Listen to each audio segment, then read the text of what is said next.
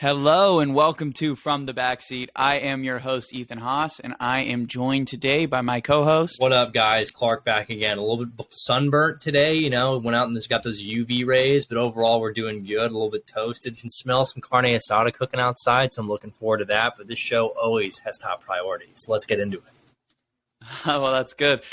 Did you not wear sunscreen, Clark? No, I did, but it's a high here in San Diego for those who aren't in town right now. 10 UV index today, very high. Had to reapply multiple times. I think I made a mistake with going with a spray on rather than just a lather. And since we're only using SPF 30, might have gotten a little bit more than I wanted, but not too bad. Nothing that's hurting. Put that after sun on. All good. Oh, well, that's good. How have you been over the last week? Because last time we had a guest, and then I was in Ireland. So how have you been over the last couple weeks? I've just been so good. This is really all I've been looking forward to my entire day. Oh, that's good. This is the best possible way to kick off the proverbial 4th of July weekend, is just to spew nonsense about sports. So how have you been, though, I've been good. Yeah, I've been on a ton of podcasts. I mean, yeah, I know. We You've recorded been ours on us. Monday. I know. We recorded on Monday, then I went on Side Door on Tuesday, then I went on Drew Code on Thursday. Now we're recording again on Friday. Just a grind. It's been a lot of podcasting, a lot of talking about sports. I know. Never gonna have enough of it, though, I guess. In moderation. It's really interesting going on to other people's shows because I'm not the host, so I don't have to moderate things. So you talk way more. It's really weird. And then they were saying how hot my takes were, and I'm like, I don't think these are that hot. I don't think they were that hot. I listened to them. The Darren Waller at number 6. And then yesterday, I said it was to Raiders fans. I said that the Raiders were going to finish last in the AFC West, and they got all mad. Well, I mean, I think let's think about it in a lot. Okay, I'll dissect the first thing. With the Waller thing, I don't necessarily disagree because I'm looking at it as, you're projecting into next year, I think, a little bit too, when you factor in these rankings. Yeah, for sure. And so what I look at is, Waller struggled to stay on the field last year. Sometimes it sticks around with guys, and we need to see it again. And realistically, he's only had 2 years of really good production and then 2 or 3 years of just being there. But for me, Waller, he has Adams and Renfro in front of him. Those guys are definitely going to take more of the targets than he saw in the last 2 years. So I think the production, no matter what, goes down for him. And I feel like in Philadelphia, yes, they got A.J. Brown. Yes, they have Devontae Smith. But I feel like Dallas Goedert is going to end up being that safety blanket for Jalen Hurts. So I feel like he's going to have a more productive year in that sense. And with the Raiders in last place, I don't really think it's a big slight. I mean, look, the AFC West is really good. There's people who are saying 4 teams could make it to the playoffs in the AFC West. I don't see how that happens. But realistically, last place probably means 9-7, 10. 9-8, 10-7. So I didn't actually say my record prediction on their show, but I have the Raiders finishing last at 8-9. That's not that bad. I think you're going to go 8. I think you're lower on them than I am then. Well, when you look at the schedule, it's really tough. They play a lot of good teams. But my winner was the Chargers, and I had them at 11-6. The difference between first and last place in the AFC West is going to be small. Really close. I'll save mine for when we break out our divisions. I don't want to give away the goods too early here. Yeah, well, no, I already said it on another show, so it's okay. And then the other thing, this is on Side Door, is there was also a Raiders fan on that show, and he asked me whether it somehow came up about the edge rushing duos of the two teams. And I was saying I think the Chargers is better. I think Joey Bosa and Khalil Mack are superior to Max Crosby and Chandler Jones, but not by a huge margin. But I would rather have those two players. And he went off and he's like, "Why don't we bet? I'll give you a Mountain Dew if they are actually better." And I'm like, "Why don't we do something more interesting? Why don't you come onto my show in a Chargers jersey when I win the bet? And if I lose, then I'll go onto your show again and I'll wear a Raiders jersey. And that'll be the bet." And he wouldn't agree to it. Why would he agree? That seems like a fair enough thing, It went for 5 minutes, just back and forth. It would have been fun. I'm thinking on TikTok, I'm gonna post a video of me adding him. I might post it on one of our stories. Okay, because here's the thing. He totally should. I think both are really good pass rush duos. However, when I look at them, Max Crosby, even though he's great at getting pressures. He doesn't always get to the quarterback as much with sacks. I think Bosa finishes off. I think those two, if you were to take them face-to-face, Bosa and Max Crosby, I want Bosa. And with Chandler Jones and Khalil Mack, I think they're similar. They're both guys who I don't think they're at their peak of their career anymore. I know Jones was really good, but he had like a 5-sack game, I'm pretty sure. So that means I'm pretty sure that's what. Yeah, no. So a lot of production came from one game, and it was week 1. He had 5 sacks in week 1, and then 5 sacks over the last 16 games. I mean, for an older player too. Yeah, and he's going to be leaned on to do more in Oakland. I mean, he was leaned on to do a lot in Arizona regardless, but we'll see. I did.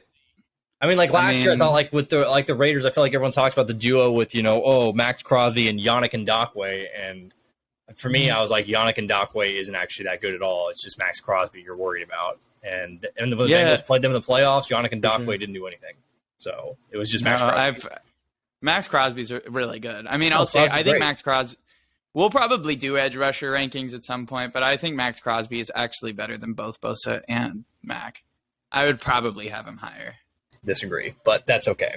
Oh, really? Yeah, I think that would be interesting. Maybe we will have to do the list. We will.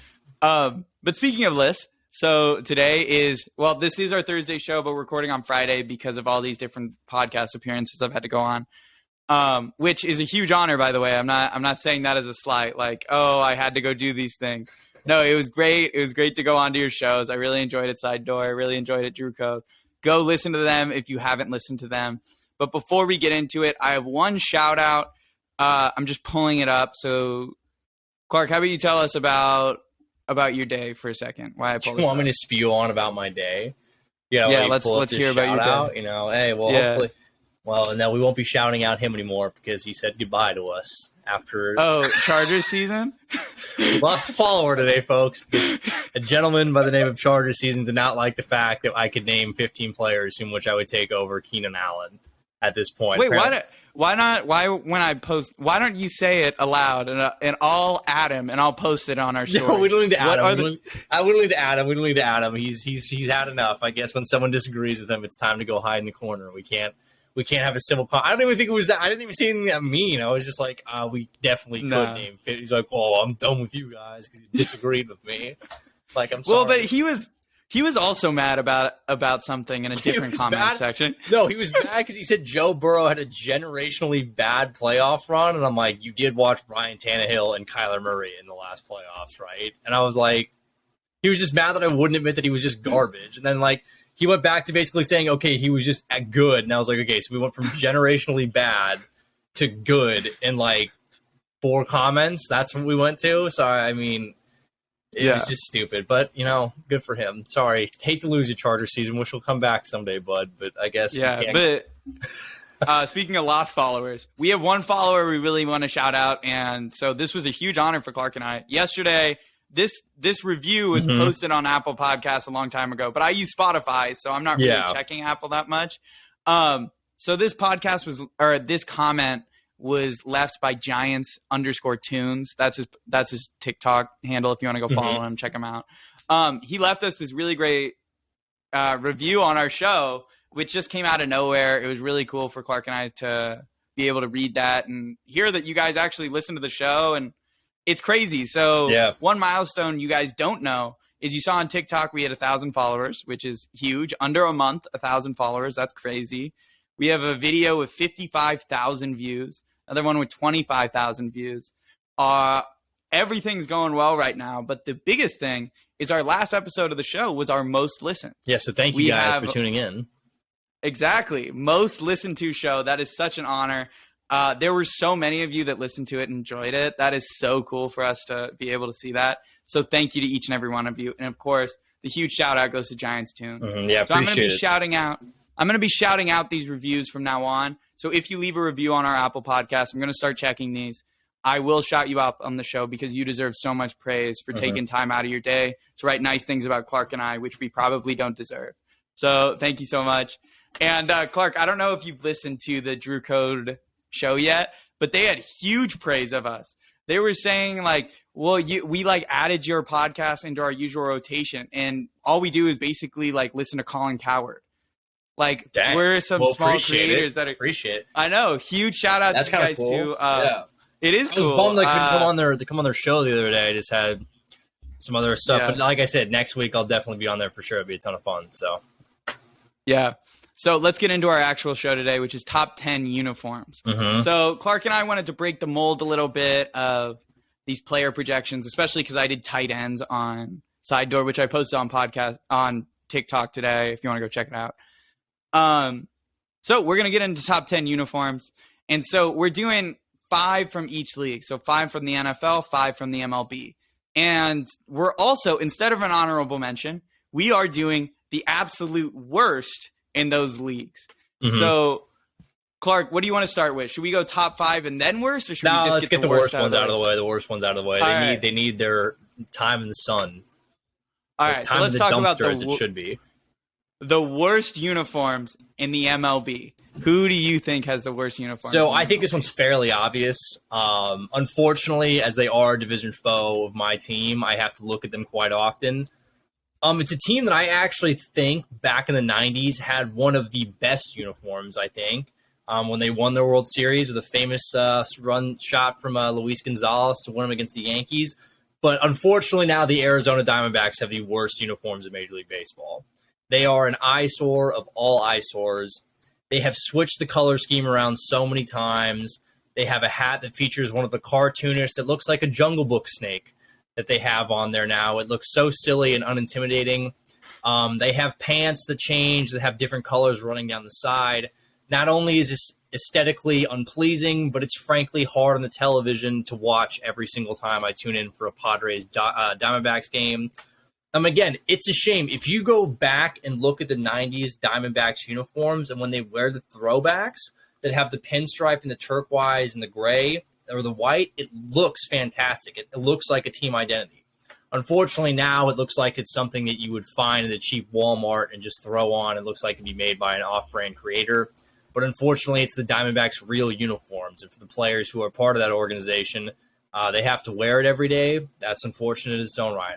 If you were the Arizona Diamondbacks, I know they're not listening, but whoever created that over at Nike, truthfully, Nike, this is on you. These are terrible uniforms. These need to go. Something needs to be done. Even the City Connect uniform, that sucked. That tan thing, that sucked. It looks like sandpaper. That was horrible.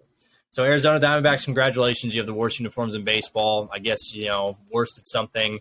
Congrats. You should be embarrassed by it.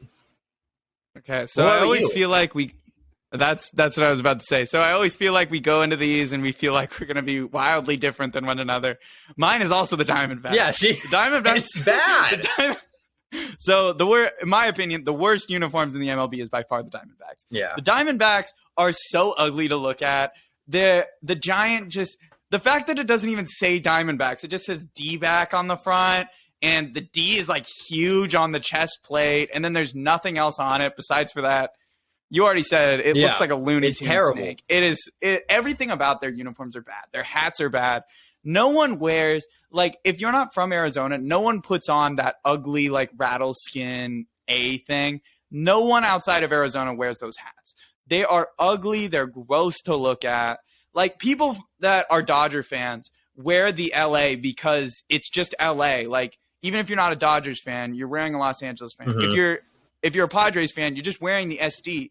You can wear it as just a San Diegan. You don't actually have to be from those places. But the Diamondbacks is so incredibly ugly that no one wants to wear it, and I don't know. They are by far the worst in my opinion. No, they're pretty bad. And the thing is, again, they've gone through so many attempts at a rebrand now, and they haven't found what's worked. And to me, I'm if you go back to again the 90s when they won the World Series, those pinstripe uniforms, those were very solid. But now they've had the D hat that has a snake mouth on the hat. They've gone with a logo that has so the bad. A, and then they've gone to the stupid snake one on there as an alternate. It's just terrible. It's all around very bad. It's very bad. And I mean, it kind of feels like I'm going to slight this team. They didn't get my worst NFL uniform thing, but they would definitely be in the top 3. It feels like Jacksonville. Jacksonville has not been able to figure out their uniforms ever, and they rebrand. It feels like every 3 years. I'm with the Jaguars though. Again, I think the Jaguars ones in the 90s were all right. I didn't mind those.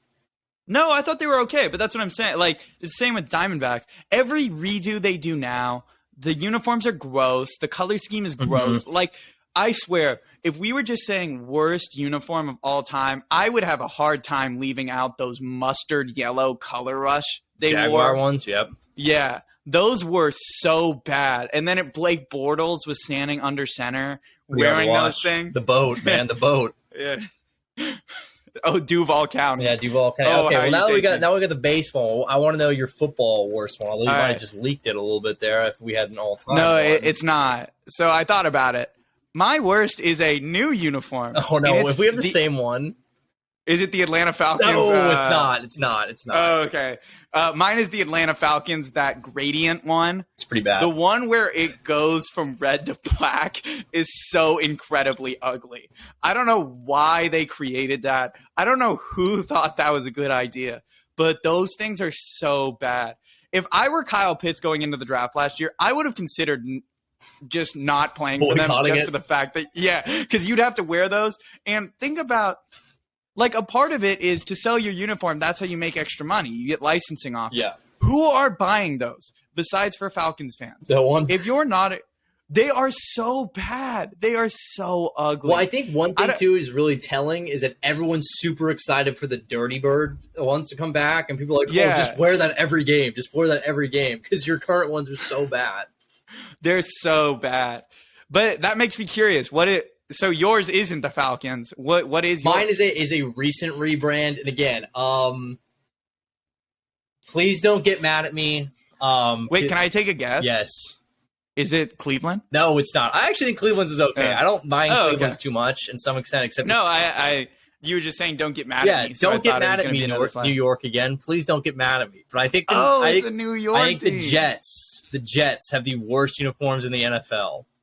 I think the new Jets uniforms look terrible. I think that green color that they use looks like a Christmas tree. I think it looks silly. I think the weird, like, kind of really shiny overglaze that they have on it, along with the word Jets instead of just the circle with the football, and then it said Jets. I thought that was a better look. They could have just updated the uniform the same and kept the helmet. It's kind of the same way that I feel about the Dolphins, how their stupid new Dolphin on there sucks, and whenever they wear the alternate, it looks better with the old logo. But I think the Jets, it looks like it's doing too much with the crossing things coming across the chest, along the arm, down the waist side. The helmet, I think, is terrible now. I think the logo is bad. I don't mind the black one that they wear, but again, when they're wearing the black one with that green helmet, the helmet throws off everything for me.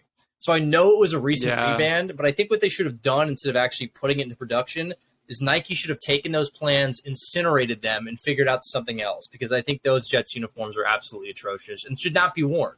So New York, don't get mad at me, but I think the Jets uniforms are terrible.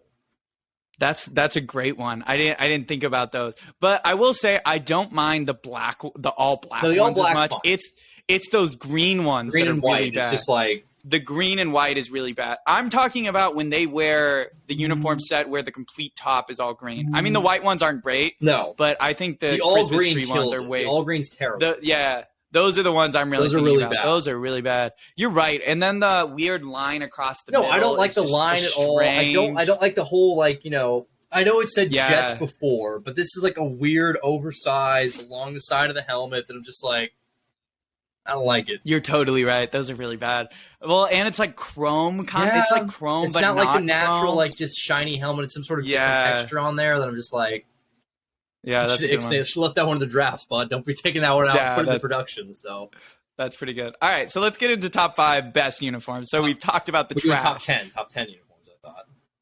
Oh, well, we are. Okay. But I get what you're saying. 5 and 5. Yeah, you're right. So it is technically top 10 uniforms. How I did mine, I don't know if you did similar. I did it top 5 in the MLB, top 5 in the NFL. Mm-hmm. I like that. So, we can do that, yeah.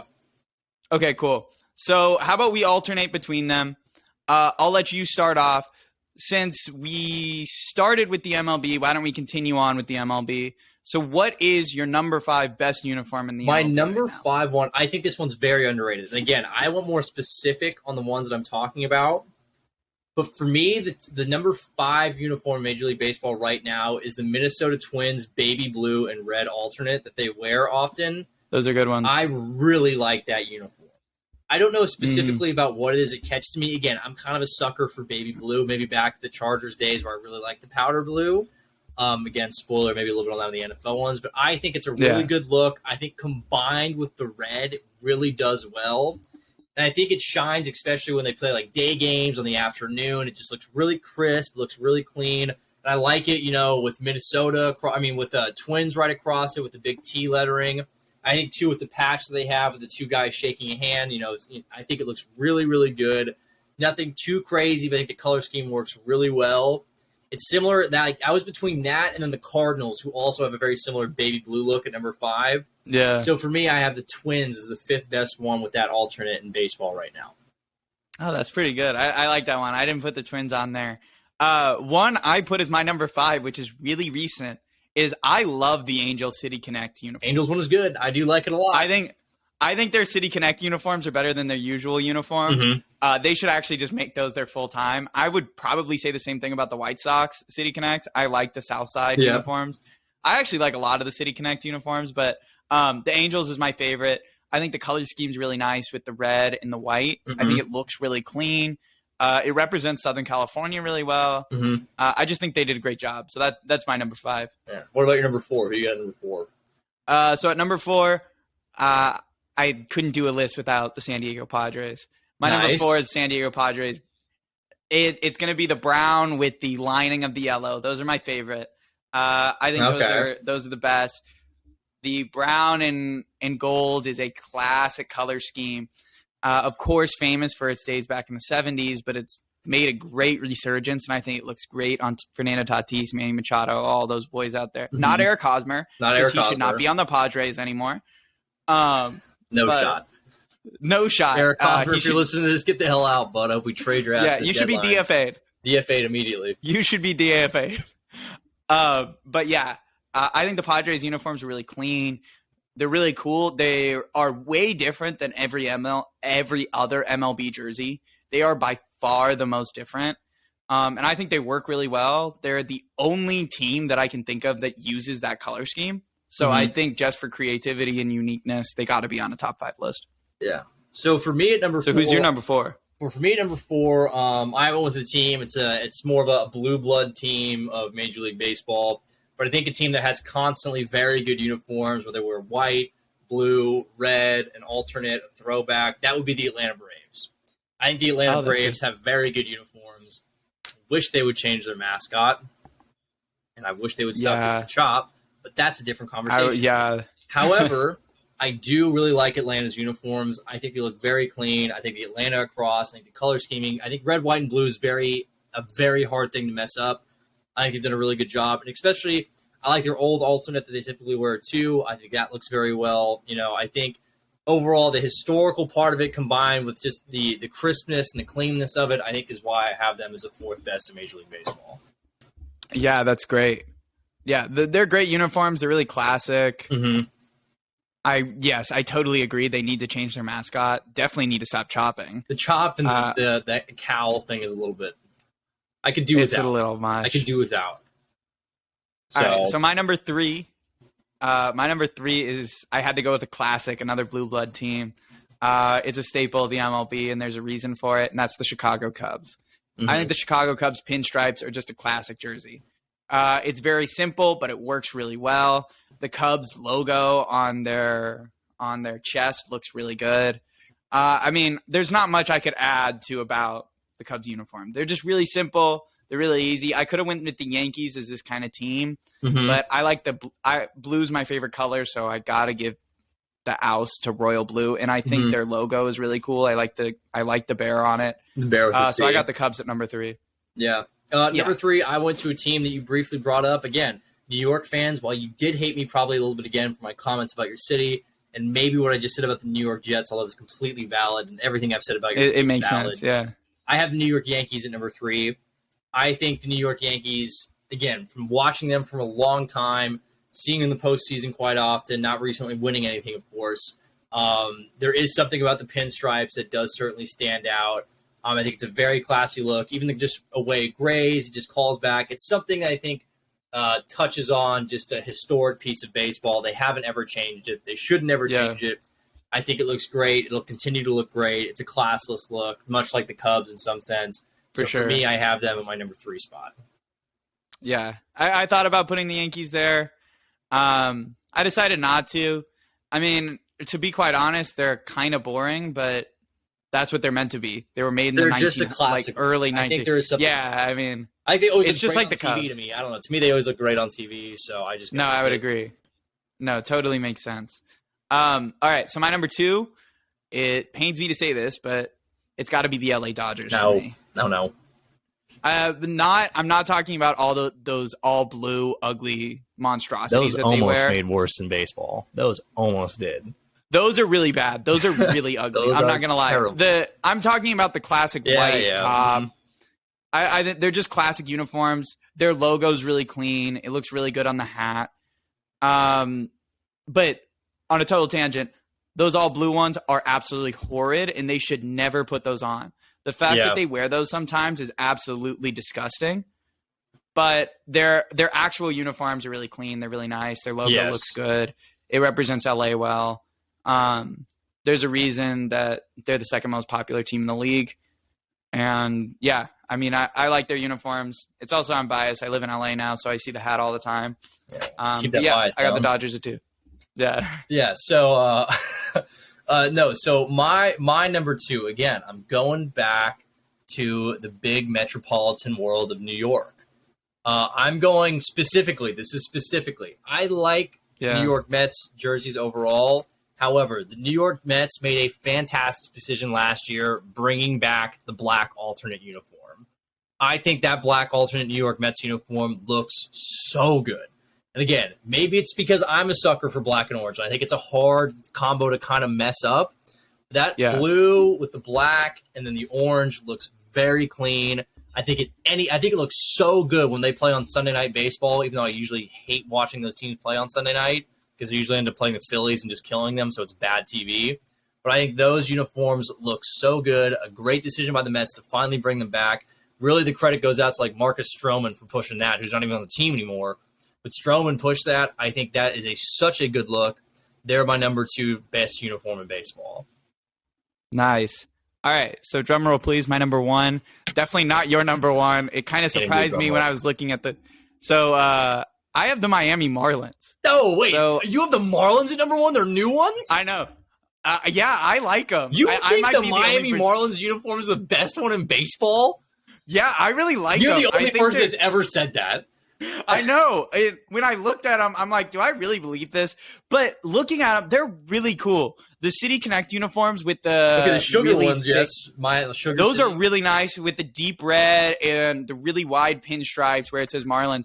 But their actual uniforms, I think their logo looks so cool with the 2 color tone on top, where it's slick black and then you got color underneath, and then they're just black uniforms. They're super simple. But the color comes through in such a cool way. I know I'm like the only person. You're the only person.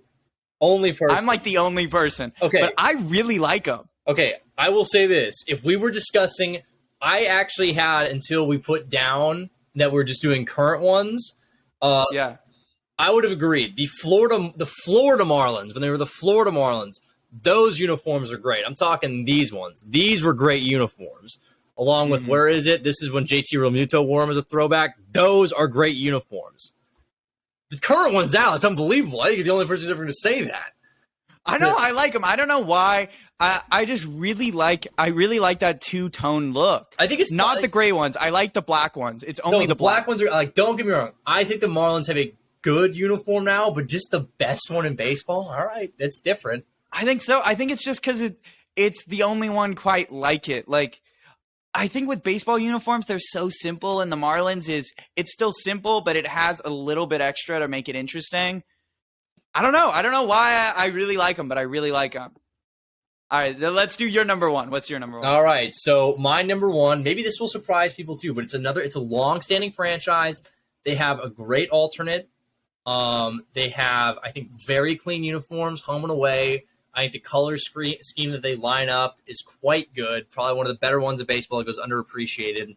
My number 1 uniform would be the second team in the Bay Area in some people's minds, the Oakland Athletics. Yeah, I thought about. I think the Oakland A's have one of, and I obviously the best. I think their color scheme is fantastic. I love the green and yellow and white. I think it goes together really well. I think the throwbacks and alternate that they wear of that brighter, explosive yellow, kind of greenish color looks really, really fun. It's really cool. It gives a certain identity to the team. And I think just overall, when I look at it again, I like the Christmas and the simplicity, but it also looks timeless and stands out. And to me, it checks all those boxes. And I really like the Oakland uniforms. And it'd be so sad. And since we're on Oakland, it'd be so sad and criminal for them to leave that city and go to Vegas. The Oakland A's need to be in Oakland. Their owner needs to pony up and stop pretending he can't spend any money. He's got great uniforms. Stop trading your talent, even though you already traded it all. And get that team a winner, because Oakland deserves something. Those great uniforms, they need great players in them. So Oakland A's, number one. All right, that's a good one. I like the Oakland A's. I decided not to put them because those uniforms are not going to exist next year. They're definitely moving. Hey, they just got the whole 100%. The San Francisco port approved the building area for that. And I know, but the owner clearly wants to pull them.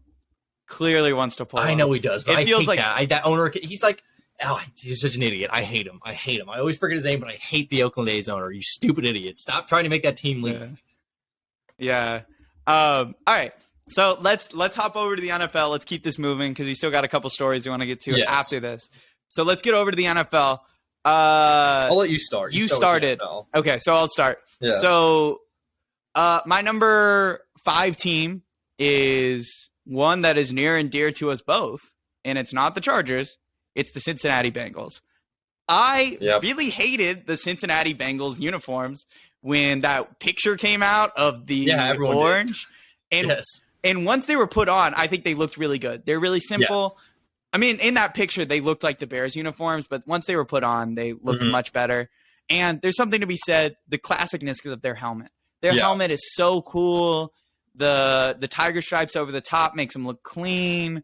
Joe Burrow looks great out there. Jamar Chase looks great out there. My favorite one, if I had to pick a uniform set, is the black. I like the black more than the orange. The orange can seem a little poppy on TV sometimes. The black's classic looks really nice, especially with the helmets, the orange pop. We talked about this earlier. If we were talking about past uniforms, I love their all-white color rush from a couple years ago. They still wear it. They still wear the all-white. Oh, they still wear those? Yeah. Then I like those a lot too.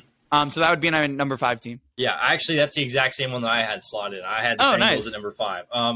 I think the overhaul of the uniform was so badly needed. I thought the uniforms from ever since he got originally redone, I want to say it was a long time. They had the same color, just there's too much going on the sleeves, the side, the legs, everything on the shoulders and stuff. I think the fact that they cut back, they really made it simple. They eliminated just for some of the basic stripes in the shoulders and the legs. I think the black looks fantastic. I think the black is amazing. I think the orange, I really like that too. If they keep it to a lower level of not wearing it, I almost would love to see them get like a black and orange pant a little bit more, but it's still great as is. And again, like you, I really like the white. I think the white looks really good. And I think it'll look even better if the NFL changes the 2 helmet rules so they can wear it all. Oh, for sure. So I think that would be a great combination. But for me, I like the Bengals a lot again. Simplicity that they went to. I know people thought it was going to be one of the worst uniforms of football when the picture of the hanger came out with it on it. But it ended up being a total 360. So I think it looks great on them now. I think it really pops. Great simplicity of it. Big fan of it. For sure. So my number 4, we're going down to New Orleans. So I love this. Yeah. Not their actual uniforms. I love their alternates. The one with the giant stripes on the arms. Yes. With the giant gold numbers in the middle that are white. Those are so nice. Again, this is another team with a classic helmet. The gold on their helmet with the stripe across is so nice. It looks so great. And then with those uniforms with the gold popping off the numbers, the whole thing is just complete in my mind. I love those uniforms. I think they look so clean. They should just make those their everyday uniforms. Drew Brees looked incredible in them. Michael Thomas looked incredible. Jameis, he did the J-Bo pitch in them. So yeah, the J-Bo pitch should be put in Madden, by the way. If the creators of EA are listening, that should be allowed to be in the game. That shows you how good of a player J-Bo is. Did you know, this is a total tangent. So there are these guys on TikTok called, I think they're like Gridiron Podcast or something. And they're pounding the table that Jameis Winston is a top 10 quarterback right now. Missed us with that.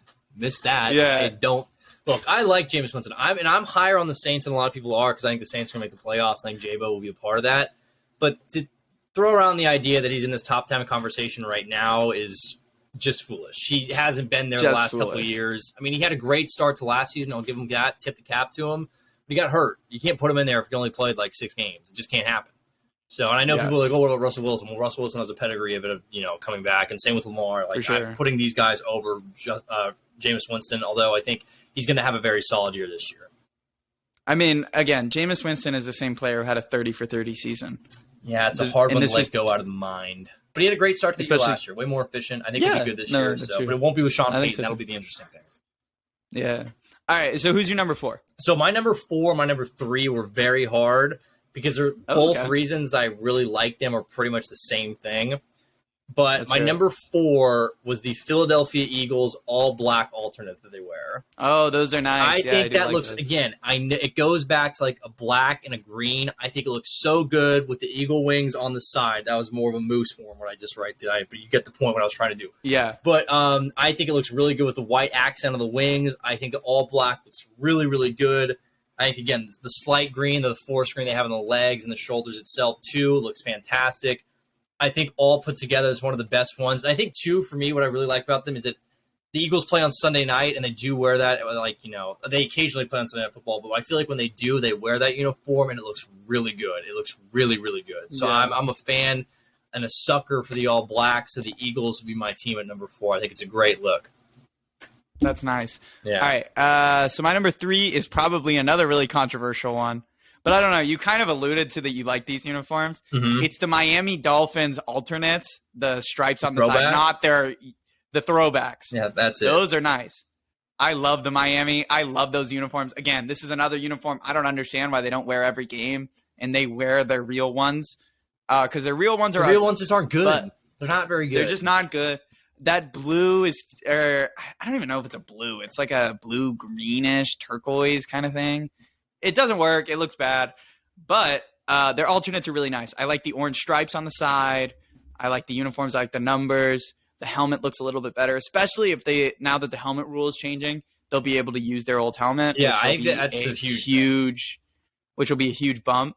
There's going to be another team I'm going to talk about a little later that'll also benefit from having to wear a different helmet. But the Dolphins for sure. I like those Dolphins uniforms are nice. Well, okay, I'm always I always make this joke, but the Dolphin with the football helmet on was just so good.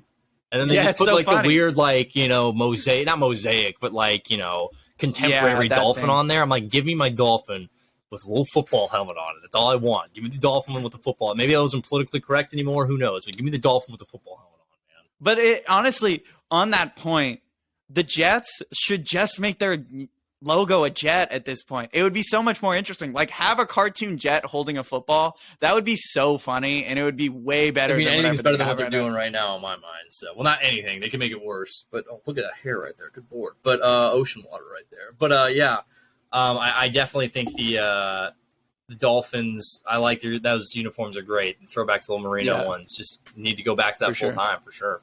They look nice.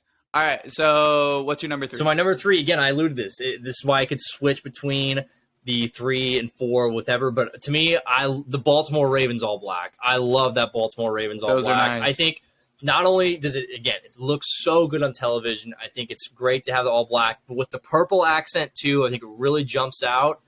I think it's pretty intimidating too.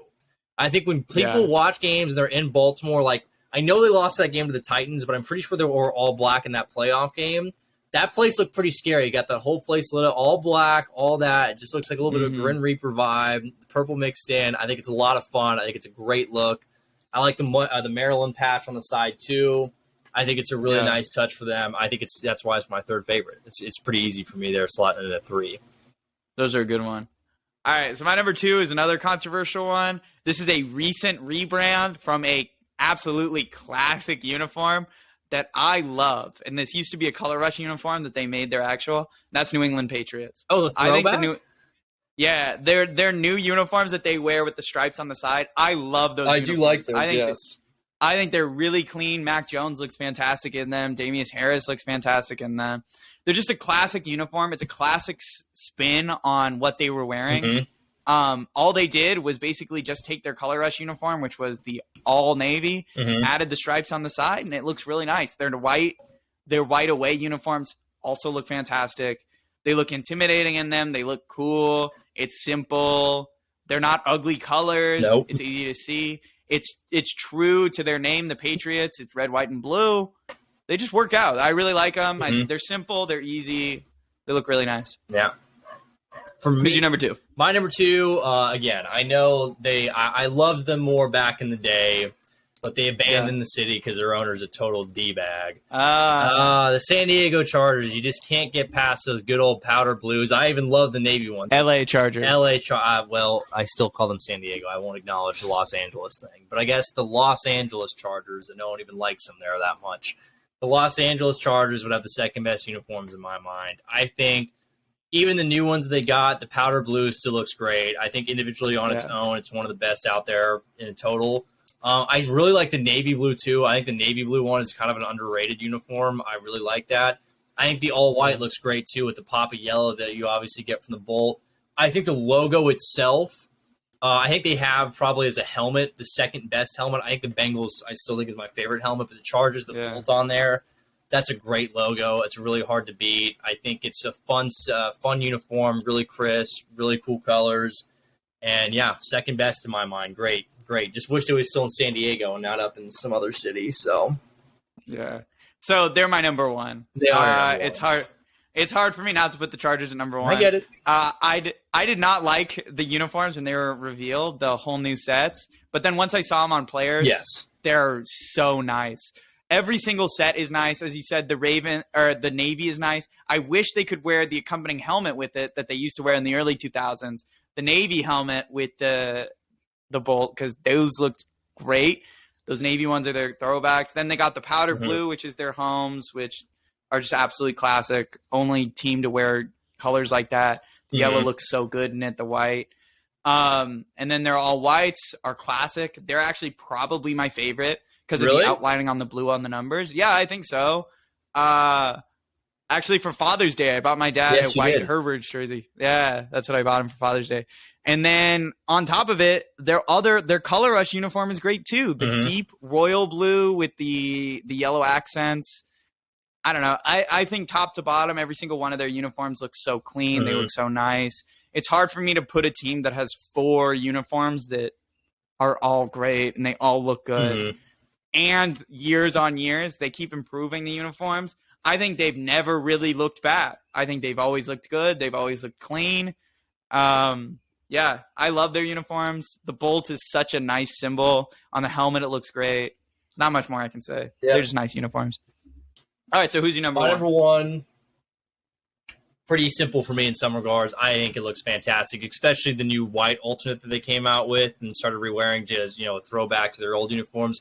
San Francisco 49ers, man, those are pretty damn clean uniforms. Those are nice. I think when they have matchups against teams like a team that I just left off, Green Bay, I think that's like one of the best uniform matchups you can get out there. I think the 49ers uniform looks so good. I think the color of it always blends extremely well with that kind of, reddish color with the white.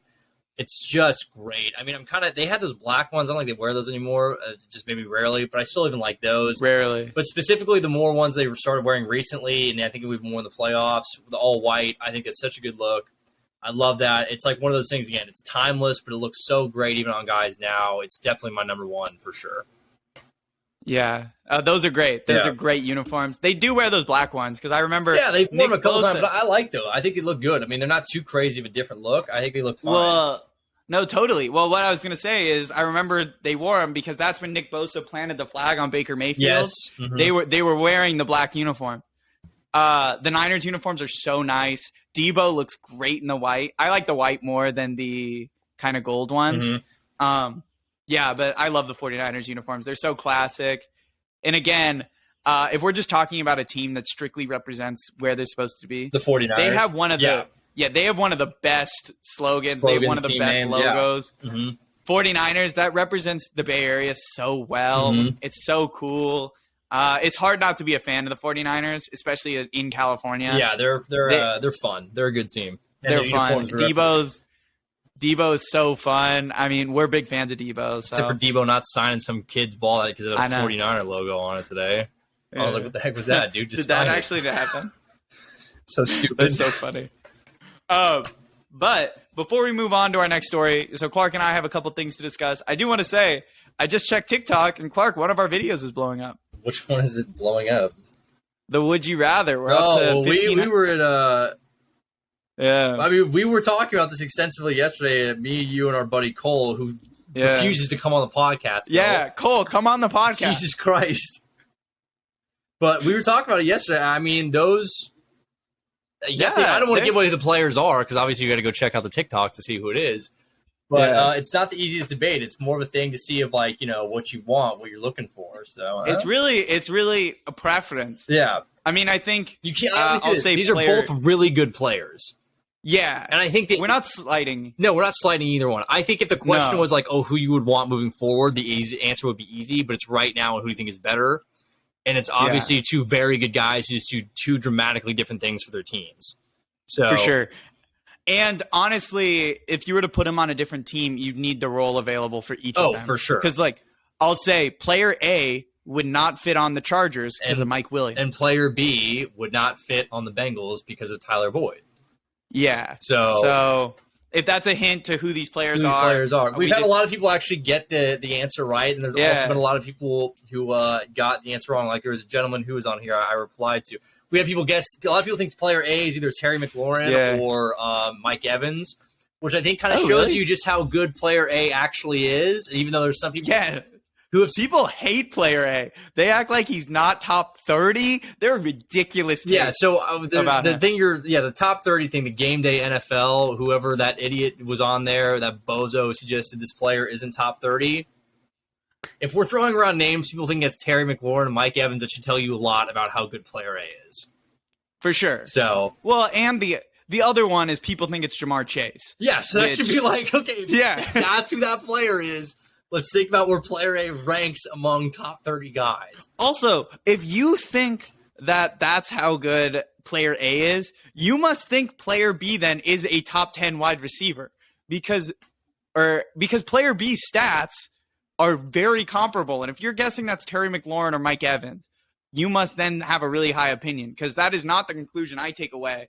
But I mean, I get it. We think both of these players are really good. I think they're both great. Again, they just do different things that would be occupied by other roles of guys on their respective teams right now. But they're both very good players. There's no doubt. Both very good players. Both of these guys, in my mind, would be inside top 20 position players at this point. So at their respective spot.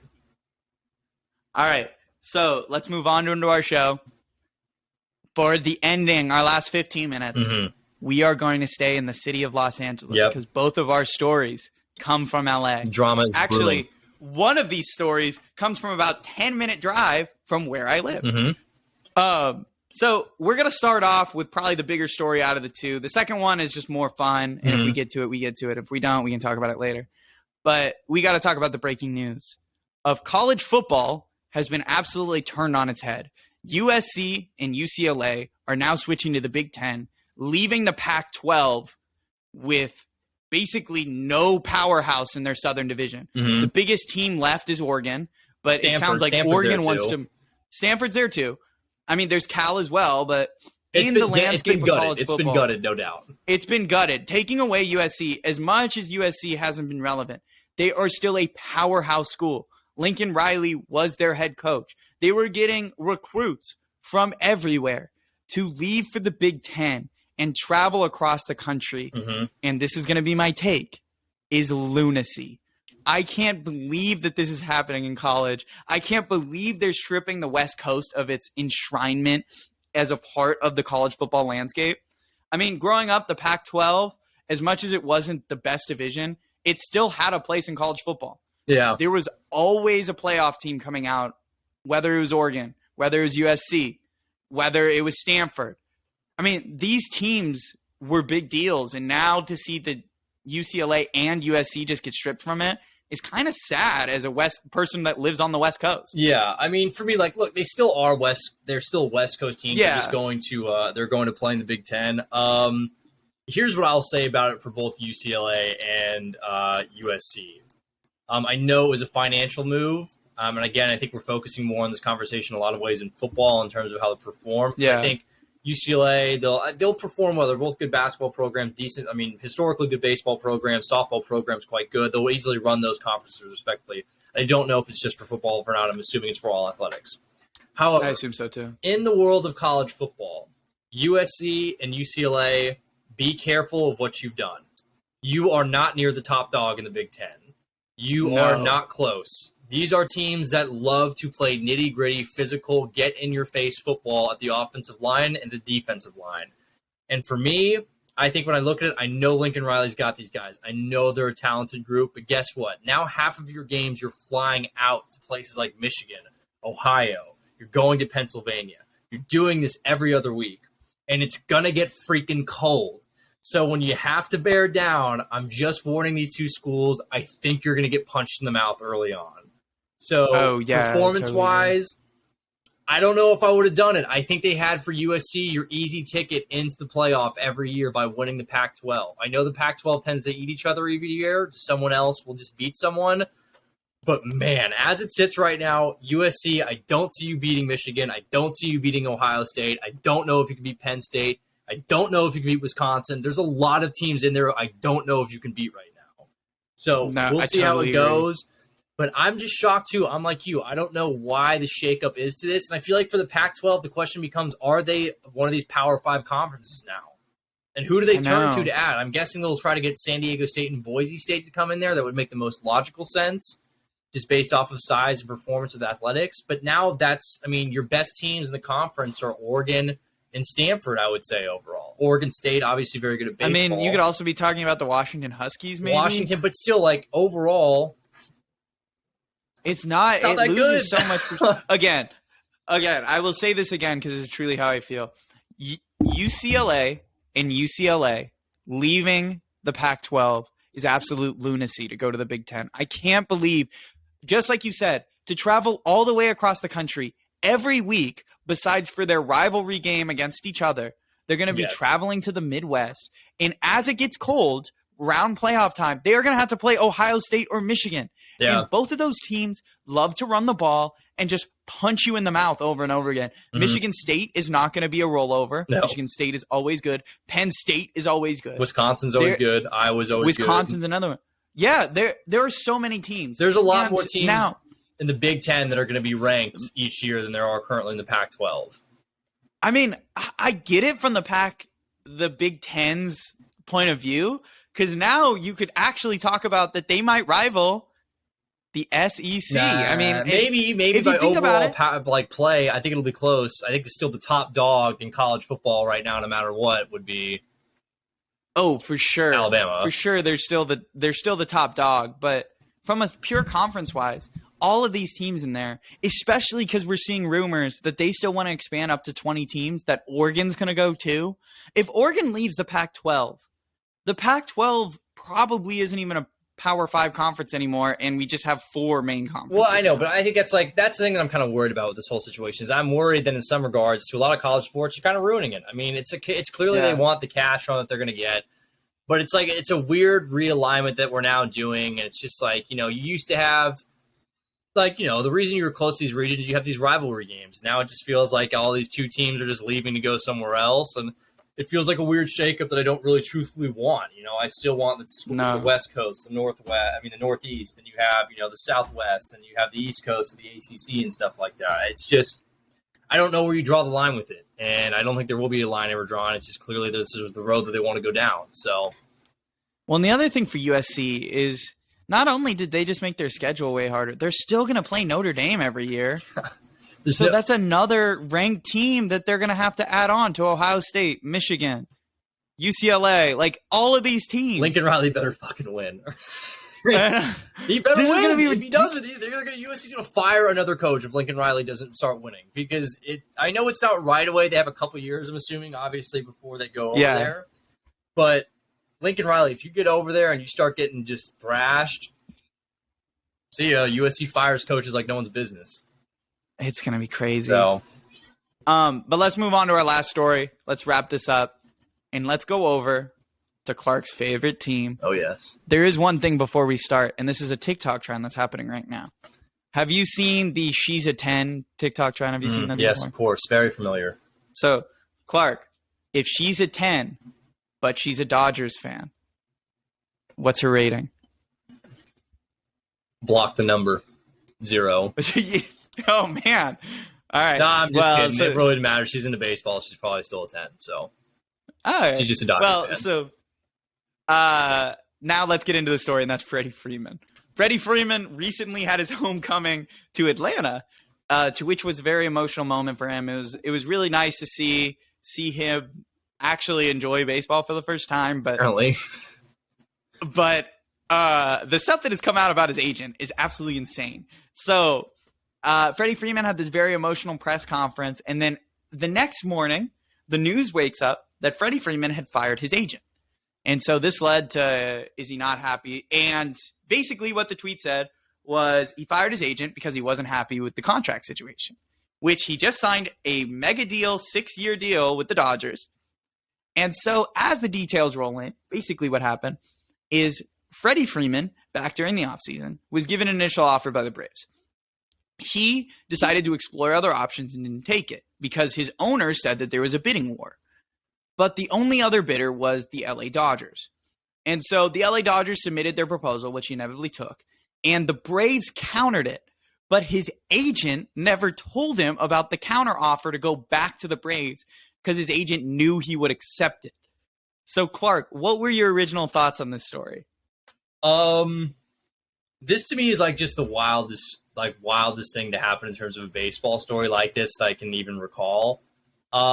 First off, just even backtracking on the whole story, I thought it was just unbelievable that there were LA fans and LA tabloid writers who consider themselves sports writers who were upset with how emotional Freddie Freeman was at during the whole time. Like, okay, yeah. I get he's on your team now, but this is also someone who was drafted when they were essentially not a child, but very, very young. Nothing.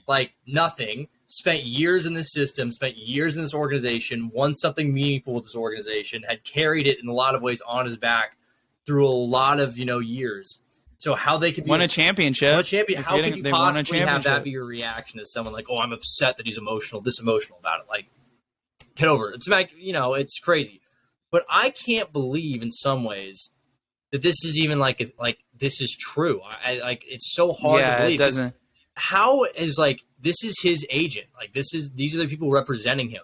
They just didn't show him an offer. That's absurd. And my question is now with it is okay, if it's true, and obviously I think there might be some sort of truth to it because he fired his representation team immediately after leaving Atlanta where he apparently found out this news.